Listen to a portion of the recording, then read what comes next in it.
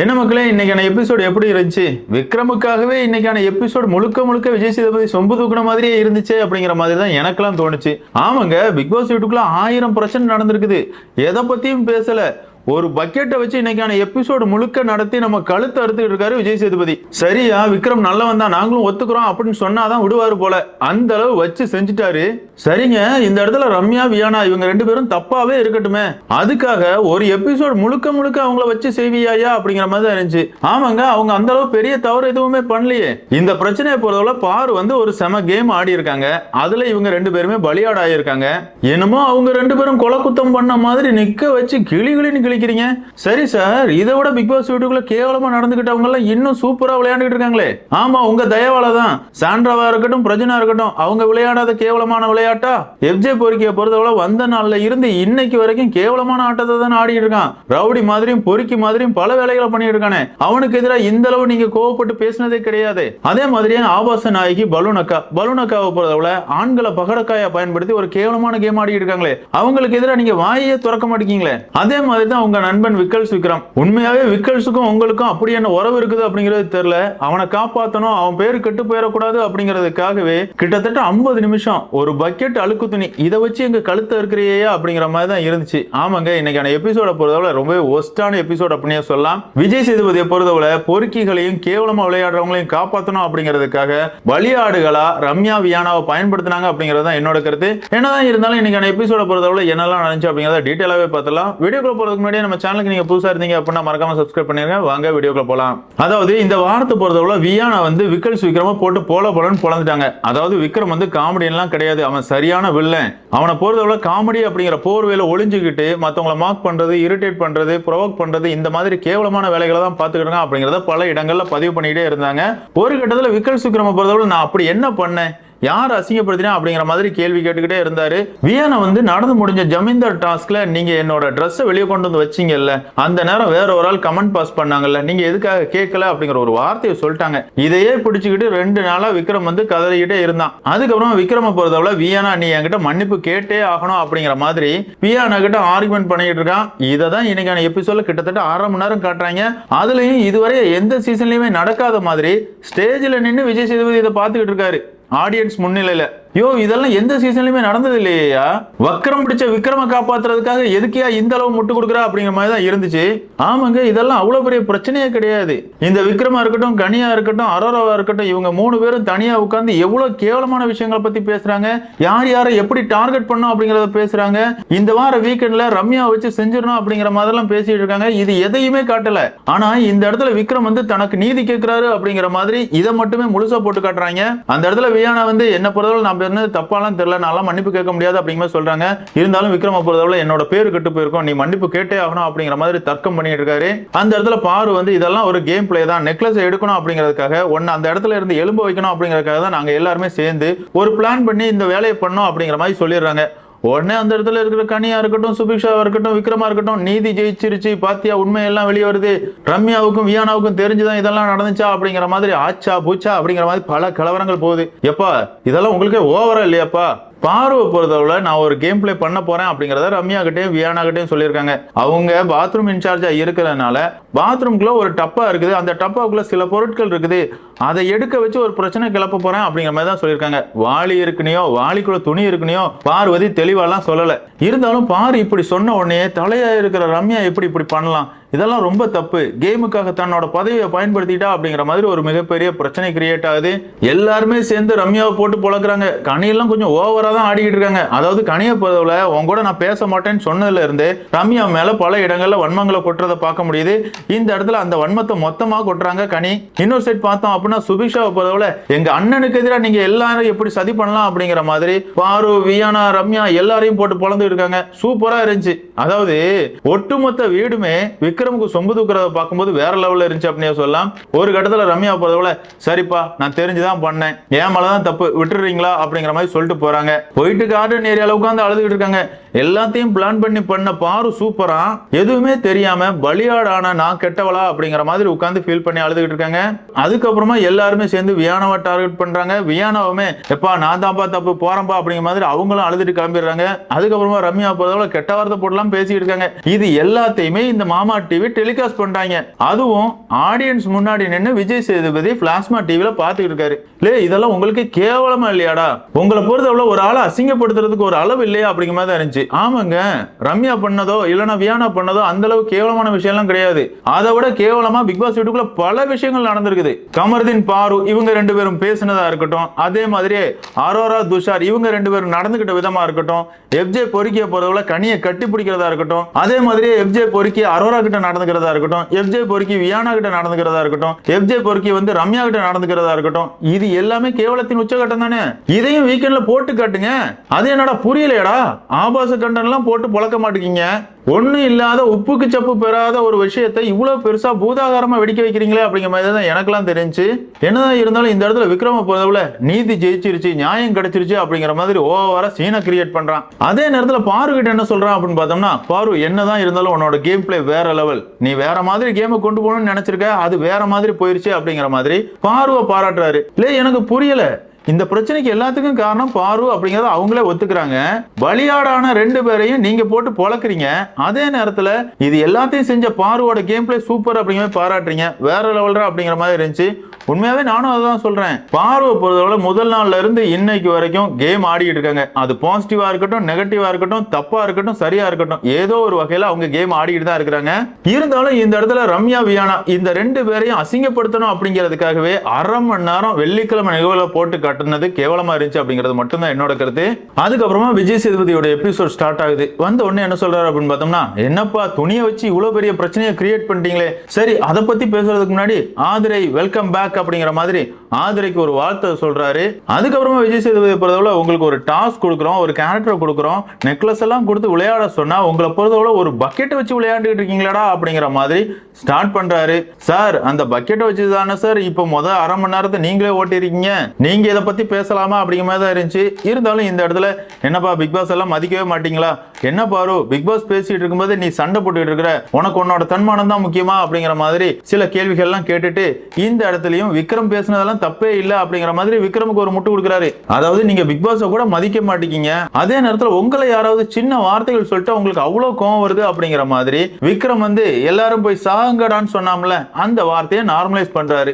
Super sir, வேற level sir, இதுக்கு பேர் சொம்புலாம் இல்ல சார், அண்டா சார் அப்படிங்கிற மாதிரி இருந்துச்சு. ஆமா தானங்க, வக்ரம் பிடிச்ச விக்ரம பொறுத்தவரை என்னமோ அவன் மட்டும் தான் உத்தம மாதிரியும் பிக் பாஸ் சொல்றதெல்லாம் அவன் மட்டும் தான் கேட்டு நடந்துக்கிற மாதிரியும் ஓவரா சீனை கிரியேட் பண்ணிட்டு இருக்கான். அவனை பொறுத்தவரை ஜமீன்தார் டாஸ்க்ல இந்த வார்த்தையை சொல்லியிருந்தான். அதாவது பிக் பாஸ் வந்து டாஸ்க் விளையாட ஆக்டிவிட்டி ரூமுக்கு வர சொல்லிட்டாரு, வர்றவங்க வாங்க, வராதவங்க செத்து தொலைங்கடா அப்படிங்கிற மாதிரி சொல்லியிருந்தான். இப்படிலாம் பேசுறதுக்கு அவனுக்கு யார் அதிகாரத்தை கொடுத்தது?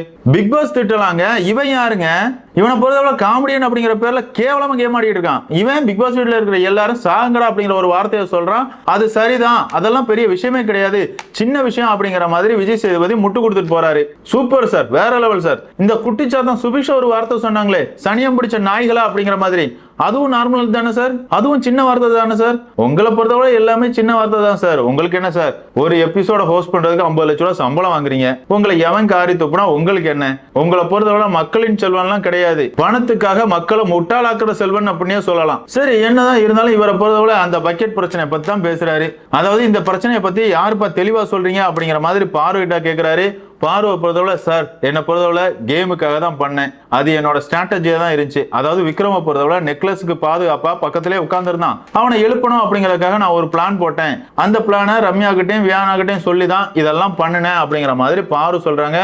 உடனே விஜய் சேதுபதியை பொறுத்தவரை ரம்யா உங்களுக்கு தெரியுமா அப்படிங்கிற மாதிரி கேட்கறாங்க. ரம்யா அந்த இடத்துல தெளிவா தான் சொல்றாங்க, சார் என்கிட்ட வந்து கேம் ஆட போறேன், அதாவது விக்ரம எழுப்ப வைக்கணும் அப்படிங்கிறதுக்காக பாத்ரூம் ஏரியால ஒரு பொருள் இருக்குது, அதை எடுக்க அப்படிங்கிற மாதிரி சொல்ல போறேன், இதை வச்சு ஒரு கேம் பிளே பண்ணலாம் அப்படிங்கிற மாதிரி சொன்னாங்க சார் அப்படிங்கிற சொல்றாங்க. சரிமா, அப்போ பக்கெட்ல இருக்கிற துணியை தானே எடுத்துட்டு வர சொல்றாங்க அப்படிங்கிறது உங்களுக்கு தெரியுமில அப்படிமே கேட்கறாங்க. அந்த இடத்துல ரம்யா வந்து சார் பக்கெட்டை பத்தி அவ சொல்லவே இல்லை சார், பாத்ரூம்ல ஒரு பாத்திரத்துக்குள்ள நிறைய திங்ஸ் இருக்குது அப்படிங்கறத சொன்னாங்க அப்படிங்கறத தெளிவா தான் சொல்றாங்க.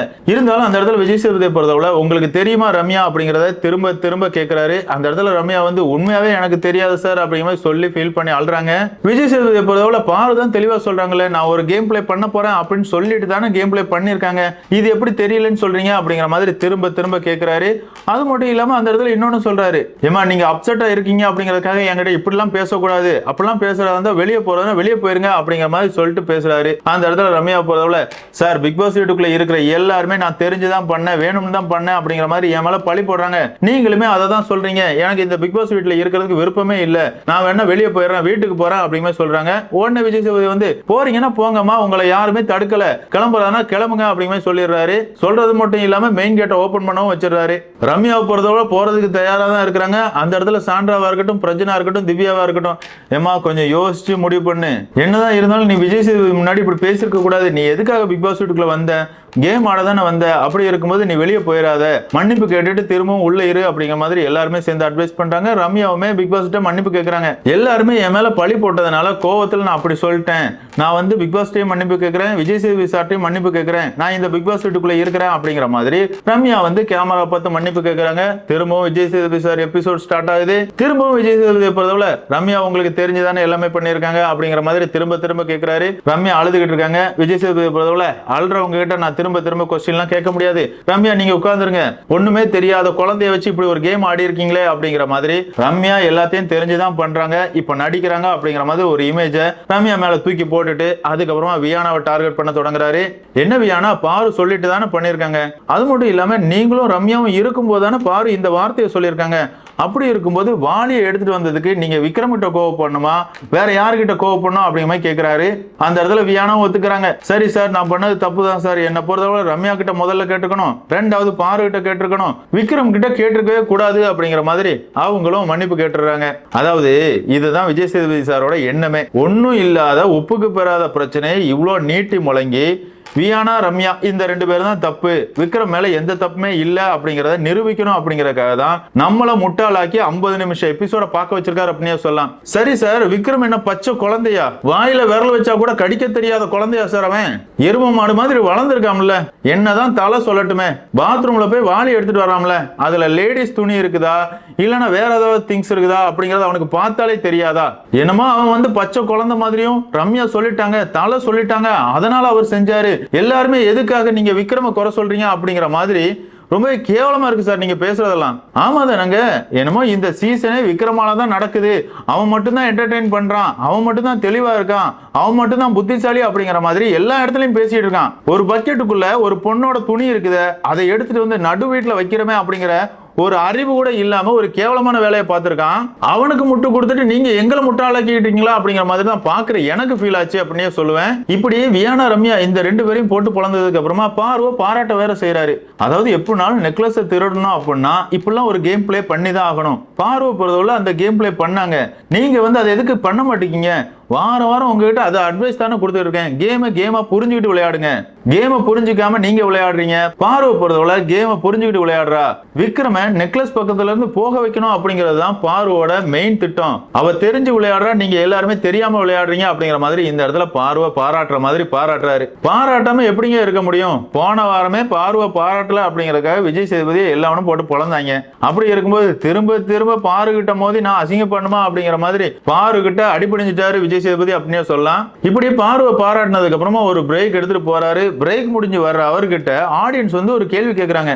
அதாவது அவங்களா கேள்வி கேட்கல, இவனெல்லாம் செட் பண்ணி கேட்க வச்சிருக்காங்க அப்படின்னே சொல்லலாம். அதாவது என்ன கேட்கறாங்க அப்படின்னு பார்த்தோம்னா, சார் உங்களை பொறுத்தவரை நிறைய படங்கள் நடிச்சிருக்கீங்க, அது எல்லாமே உங்களோட முடிவு தான், அது ஹிட் ஆனாலும் ஃபிளாப் ஆனாலும் அதை நீங்க ஏத்துப்பீங்க. அதே நேரத்தில் இந்த பிக் பாஸ் நிகழ்ச்சியை பொறுத்தவரை போட்டியாளர்களை நீங்க தேர்வு பண்ணல, இப்படிதான் ஷோ போகணும் அப்படிங்கறதையும் நீங்க முடிவு பண்ணல, இருந்தாலும் உங்களை எல்லாருமே கழிவு ஊத்துறாங்களே, இதை பத்தி உங்களோட கருத்து என்ன அப்படிங்கிற மாதிரி கேட்கறாங்க. அதுக்கு விஜய் சேதுபதியை பொறுத்தவரை கருத்துக்கள் வரவேற்கப்படுது, யாரெல்லாம் கழிவு ஊத்துவீங்களோ கழிவு ஊத்துங்க, அதுதான் இந்த ஷோவோட பேட்டர்னே. சமூக வலைதளங்கள்ல எந்த விஷயம் அதிகமா பேசப்படுதோ அதை எடுத்துதான் நாங்க வீக்கெண்ட்ல பேச முடியும். எல்லா விஷயத்தையும், அதாவது இந்த வாரம் ஃபுல்லா நடக்கிற பிரச்சனை எல்லாம் பேசணும் அப்படின்னா டெய்லி ராத்திரி நான் வந்து பேசிக்கிட்டு தான் இருக்கணும், அதனால விமர்சனம் யாரு வச்சாலும் பரவாயில்ல, அது அவங்களோட மைண்ட் செட் தான் அப்படிங்கிற மாதிரி சொல்லி முடிச்சிடுறாரு. அதாவது நான் இப்படிதான் ஷோவை தொகுத்து வழங்குவேன், எவன் வேணாலும் என்ன வேணாலும் பண்ணிக்க, எனக்கு ஒரு நாள் எபிசோடுக்கு வந்துட்டு போனா எனக்கு 50 லட்ச ரூபா கிடைக்குது, அடுத்தவன் திட்டுறதுனால எனக்கு என்ன குறைய போகுது அப்படிங்கிற மாதிரி எருவ மாட்டு தோல்ல மழை பெஞ்ச மாதிரி தான் விஜய் சேதுபதி மேல வைக்கிற நம்ம கமெண்ட்ஸ் இருக்குதும் அப்படின்னே சொல்லலாம். ஆமாங்க, அவரை பொறுத்தவரை தொடச்சு விட்டு போயிட்டே இருப்பாரு, அது அவர் இன்னைக்கான எபிசோட்ல தெளிவாவே சொல்லிட்டாரு அப்படின்னே சொல்லலாம். சரி, இதெல்லாம் முடிஞ்சதுக்கு அப்புறமா போட்டியாளர்கிட்ட வீக்கெண்ட்ல நீங்க அழகழகான ட்ரெஸ் போட்டு கிளம்புறீங்கல்ல, அந்த நேரம் நீங்க எப்படி ஃபீல் பண்ணுவீங்க அப்படிங்கிற மாதிரி தேவையில்லாத ஒரு கேள்வியை கேட்கிறாரு.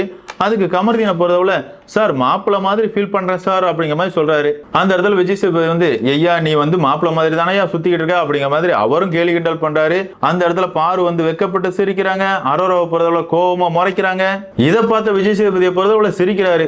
எதுக்கு சிரிக்கிறாரு அப்படிங்கறத அவரே சொல்றாரு. சில பேரோட ரியாக்ஷனை பார்த்தா எனக்கு சிரிப்பு வந்துருச்சு அப்படிங்கிற மாதிரி சொல்றாரு. சார் கமர்தீன் வந்து பார்வை காதல் பண்ணவே இல்லை சார். இன்னைக்கு லைவ் ஸ்ட்ரீம்ல அதெல்லாம் நிறையவே நடந்துச்சு. அதாவது அரோரா வந்து திரும்பவும் கமர்தீன் மண்டையை கழுவிடுறாங்க.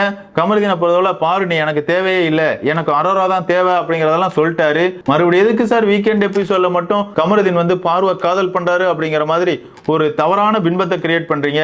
பாரு தான் முட்டாள்தனமா கமர்தீனா நம்பிக்கிட்டு இருக்கா, நீங்களும் மக்களை முட்டாளாக்குறதுக்கு நினைக்கிறீங்களா சார் அப்படிங்கிற மாதிரி தான் இருந்துச்சு. ஆமா தானங்க, கமர்தீனை பொறுத்தவரை செம கேம் ஆடுறதா நினைச்சு அவரோட கேமை அவரே இழந்துகிட்டு இருக்காரு அப்படிங்கறத என்னோட கருத்து. உண்மையாவே டாஸ்க்லாம் சூப்பரா பண்றாரு. அதே நேரத்துல அரோரா பாரு இவங்க ரெண்டு பேரையும் விலக்கி வச்சுட்டு தனியா கேம் ஆடினார் அப்படின்னா அது அவருக்கும் நல்லது பாருவுக்கும் நல்லது அப்படிங்கறத என்னோட கருத்து. அதே நேரத்துல கனியாக்கு ஒரு கமெண்ட் சொல்றாங்க. அதாவது நான் எப்ப வீக்கெண்ட் ட்ரெஸ் எல்லாம் போட்டு கிளம்புனாலுமே கெட்டுனா இப்படி ஒரு பொண்ணை கெட்டணும் அப்படிங்கிற மாதிரி மத்தவங்க நினைக்கணும் அப்படிங்கிற மாதிரி சொல்லி நினைப்பேன் அப்படிங்கிற மாதிரி சொல்றாங்க. ஏக்கா உங்க தம்பி இருக்காமலக்கா உங்களுக்கு பிறகு என்னக்கா கவலை? அவனை பொறுத்தவரை காதல் பண்றவங்க கிட்டயும் அப்படிதான் நடந்துகிட்டு இருக்கான். அக்கான்னு சொல்ற உங்ககிட்டயும் அப்படிதான் நடந்துகிட்டு இருக்கான். நீ தான் கொஞ்சம் பாத்துக்கணும். இதை நம்ம என்னங்க சொல்ல, பிக் பாஸ் வீட்டுக்குள்ள ரீஎன்ட்ரி கொடுத்திருக்கிற ஆதிரையே டைரக்டா கனிகிட்ட சொல்லிட்டாங்க. உன்னை எஃப்ஜே கட்டி பிடிக்கிறதும் வெளியே தப்பா தான் போகுது அப்படிங்கிறது எல்லாத்தையுமே கனிகிட்ட ஆதிரை சொல்லிட்டாங்க. இருந்தாலும் கனியை போதவள அதுல என்ன இருக்கு, அது என் தம்பிப்பா, அவன் கழுத்துக்கு கீழே முத்தம் கொடுத்தா என்ன முத்தம் கொடுத்தா என்ன, என் தம்பி தானே அப்படிங்கிற மாதிரி அவங்க ஃப்ரீயா எடுத்துட்டு போறாங்க. இப்படி எல்லாருமே வீக்கெண்ட்ல அவங்க கிளம்பும் போது எப்படி ஃபீல் பண்ணுவாங்க அப்படிங்கிறது எல்லாத்தையும் சொல்லிடுறாங்க. எல்லாரும் சொல்லி முடிஞ்சதுக்கு அப்புறமா எப்பா நீங்களா கிளம்பும் போது இப்படிலாம் ஃபீல் பண்றீங்கல்ல, ஒவ்வொரு கேரக்டரா நீங்க நினைக்கிறீங்கல்ல, அதே நேரத்தில் உங்களுக்கு ஒரு கேரக்டரை கொடுத்து நடிக்க சொன்னா அது எதுக்குப்பா உங்களால பண்ண முடியல அப்படிங்கிற மாதிரி எல்லாரையும் போட்டு கிளிக்கிறாரு. அந்த இடத்துல விக்ரமா இருக்கட்டும் பார்வா இருக்கட்டும் இந்த ரெண்டு பேரையும் பாராட்டுறாரு. உங்களை பொறுத்தவரை நீங்க ரெண்டு பேருமே உங்களோட கேரக்டர்ல சூப்பரா பின்னி படம் எடுத்தீங்க அப்படிங்கிற மாதிரி இந்த ரெண்டு பேரையும் பாராட்டுறாரு. அதே நேரத்தில் எஃப்ஜே பொறுக்கியா இருக்கட்டும் இல்ல ஆதிரையா இருக்கட்டும் நாங்களாம் செமையா பண்ணோம் அப்படிங்கிற மாதிரி திரும்ப பதிவு பண்ணிக்கிட்டே இருந்தாங்கல்ல, நீங்க எல்லாம் ஒரு ஆணியும் புடுங்கல, கொடுத்த கேரக்டரை கூட உங்களால சரியா பண்ண முடியாதா அப்படிங்கிற மாதிரி செம கலாய்க்கிறாரு. அதே மாதிரி சபரியை பொறுத்தவரை நான் என்னோட கேரக்டர்ல இப்படி பண்ணேன் சார் அப்படி பண்ணேன் சார் அப்படிங்கிற மாதிரி சொல்றாரு. அந்த இடத்துல விஜய் சேதுபதி வந்து நீ சொல்றதை கேட்கறதுக்குலாம் நல்லா இருக்குப்பா, ஆனா பார்க்கும்போது எதுவுமே தெரியல அப்படிங்கிற மாதிரி கலாய்ச்சி விட்டுறாரு. இப்படி எல்லாருமே சொல்லி முடிச்சதுக்கு அப்புறம் விஜய் சேதுபதியை பொறுத்தவரை சரிப்பா நான் வந்த வேலை முடிஞ்சிருச்சு, விக்ரம் நல்லவன், அம்மா மேல சத்தியமா விக்ரம் நல்லவன் அப்படிங்கிற மாதிரி சொல்லி எபிசோட முடிச்சுட்டு கிளம்பிடுறாரு. அதுக்கப்புறமா பார்த்தோம் அப்படின்னா வியானா விக்ரம் இவங்க ரெண்டு பேரையும் காட்டுறாங்க. அந்த இடத்துல வியானா வந்து நான் பண்ணதெல்லாம் தப்பு என்ன மன்னிச்சிருங்க அப்படிங்கிற மாதிரி ரெண்டு பேருமே கட்டி பிடிச்சிட்டு நிக்கிறாங்க. இதோட இன்னைக்கான எபிசோடையும் முடிச்சாங்க அப்படின்னு சொல்லலாம். அதாவது இன்னைக்கான எபிசோட பொறுத்தவரை வக்ரம் பிடிச்ச கேடு கெட்ட கேவலமான வேலைகளை பார்க்கிற விக்ரம் வந்து ரொம்பவே உத்தம அப்படிங்கிற மாதிரி விஜய் சேதுபதி ஒரு உருட்டிட்டு போனாரு அப்படிங்கிறது தான் என்னோட கருத்து. என்னதான் இருந்தாலும் பிக் பாஸ் செய்யலான உங்களை பொறுத்தவரை பிக் பாஸ் வீட்டுல அவ்வளவு கேவலமான வேலைகளை பல பேர் பார்த்துக்கிட்டு இருக்காங்க. அவனுங்களெல்லாம் எந்த கேள்வியுமே கேட்காம ரம்யா வியானா இந்த ரெண்டு பேரையுமே போட்டு பொலன்னு பொலந்தாரு. இது உண்மையாவே நியாயம் நீங்க நினைக்கிறீங்களா அப்படிங்கறத கமெண்ட்ல மென்ஷன் பண்ணுங்க. இந்த வீடியோ உங்களுக்கு பிடிச்சிருந்தா லைக் பண்ணுங்க, ஷேர் பண்ணுங்க, மறக்காம சேனலை சப்ஸ்கிரைப் பண்ணுங்க. Thank you friends.